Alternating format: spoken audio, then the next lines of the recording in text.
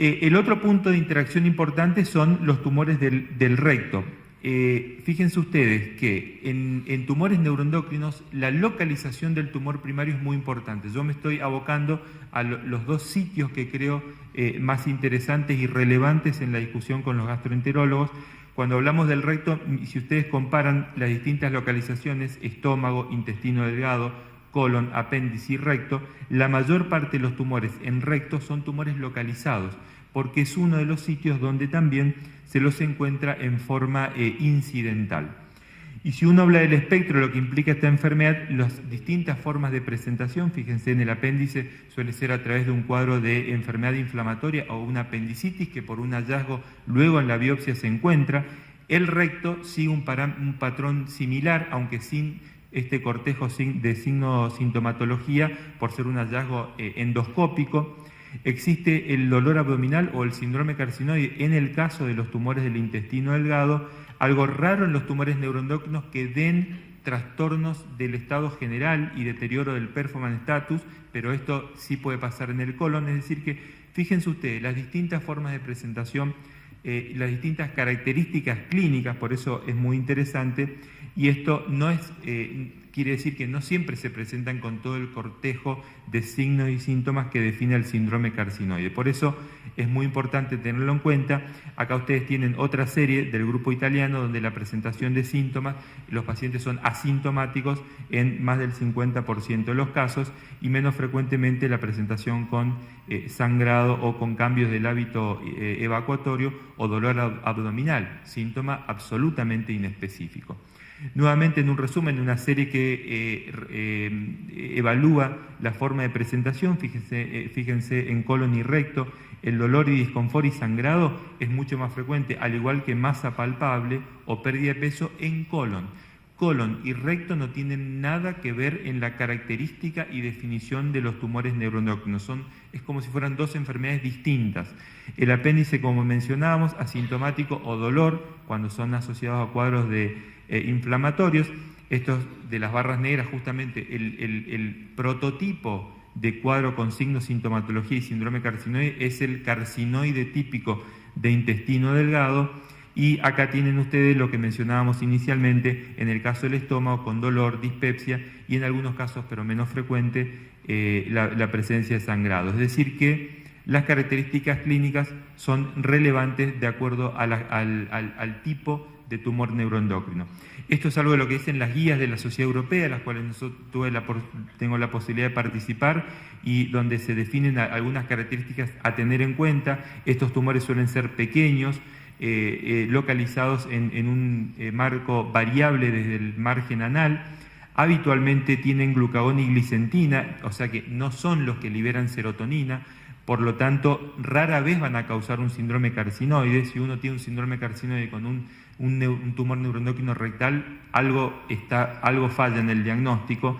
En algunos casos pueden ser tumores de mayor tamaño, pero esta forma de presentación es menos frecuente y generalmente cuando se los encuentra, muchas veces el diagnóstico es a través de una resección o de una polipectomía.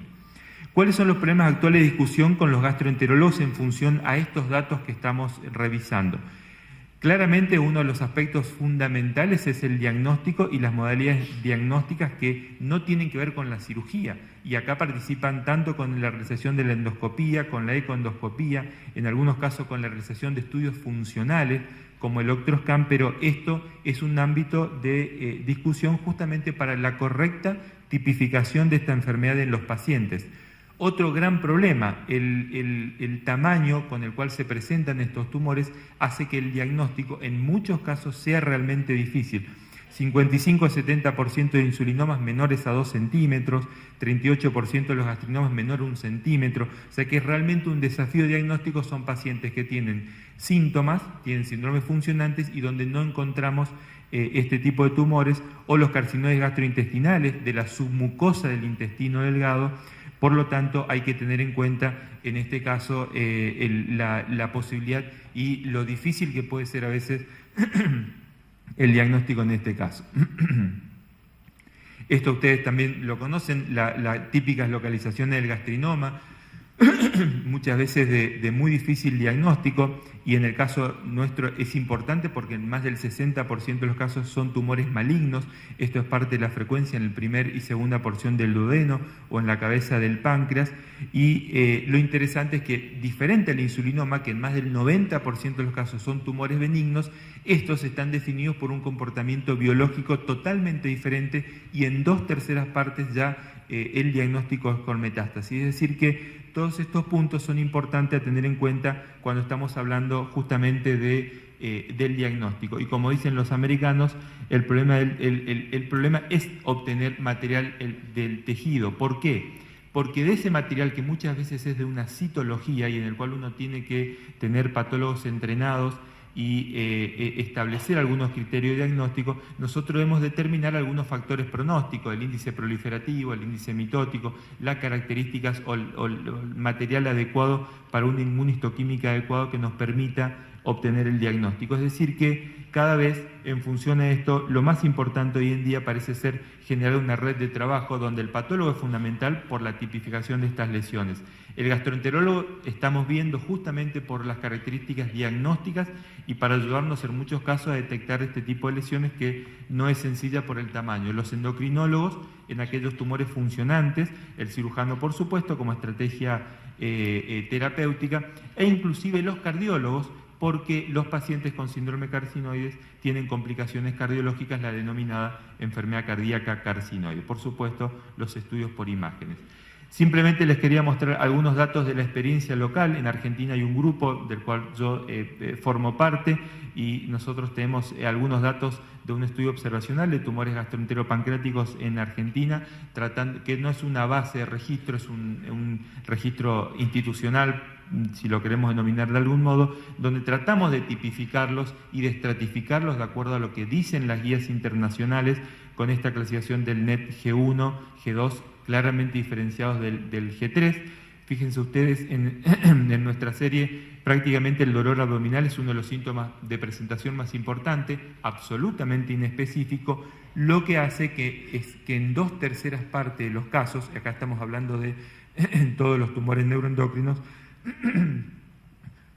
60% se presenten con enfermedad metastásica. Es decir que esto es importante también para tener en cuenta y tener la sospecha diagnóstica en muchos casos. Acá tienen por localización intestino delgado, páncreas, la presencia de los patrones metastásicos. Bueno, esto es la experiencia que existe tratando de estratificarlos, y donde ustedes pueden ver también aquí en localización la importancia, y esto es comparativo con alguna frecuencia del grupo español que se llama GETNE, que es un grupo de trabajo en tumores neuroendocrinos, con alguna incidencia similar cuando los dividen por localización, sobre todo en lo que tiene que ver con localizaciones relacionadas con el estómago y colon y recto.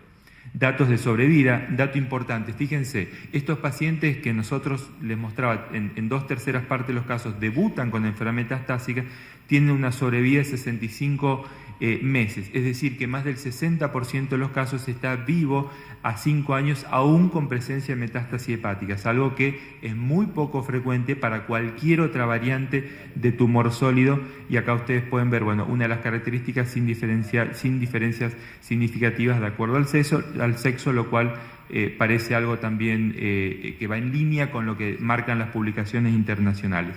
Las conclusiones tienen que ver con esto de trabajar en equipo y de que cada vez tenemos que estar más en contacto por algunos de los puntos que a mí me parecían relevantes. Nosotros tratamos de seguir las guías del Grupo Europeo, publicada en una revista Neuroendocrinology, que es el órgano oficial de publicación. En Latinoamérica tratamos de aunar esfuerzos también, y en Argentina de trabajar a través del hospital para que realmente haya acceso de todos los pacientes y que no sea un impedimento el tema de costos.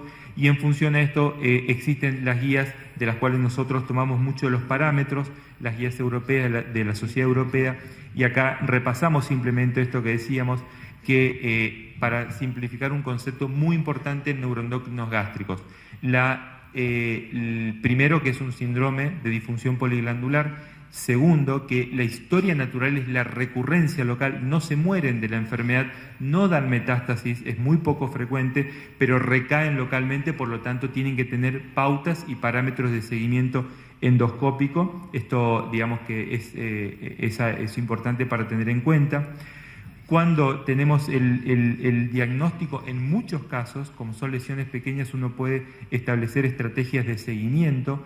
También se utilizan, como decíamos, como es un síndrome de disfunción poliglandular, algunas características de células, anticuerpos anticélulas parietales, del antitiroperoxidasa, que justamente tienen que ver con disfunción tiroidea, por eso hay que manejarlo en conjunto, inclusive con los gastroenterólogos y los clínicos. Y este es un algoritmo muy sencillo, esto es del grupo Nanette, esto es del grupo americano, pero me pareció que era muy sencillo en cuanto al tamaño. Fíjense que en esto sí es importante para establecer estrategias en los tumores neuroendocrinos rectales, la correcta tipificación, la econdoscopía, el estudio diagnóstico, en función al tamaño, definir la posible resección endoscópica o en algunos casos cuando necesitan, si son más de 2 centímetros, inclusive una resección anterior. Por eso nosotros tenemos que tener en cuenta cuando se hace la resección de estos tumores las características y los factores pronósticos. Quiere decir que en este juego, en la mesa, debemos participar todos y cuando se reparten las cartas seguramente todos tendremos alguna interacción y algún punto de contacto para establecer la mejor estrategia para el paciente. Bueno, muchas gracias.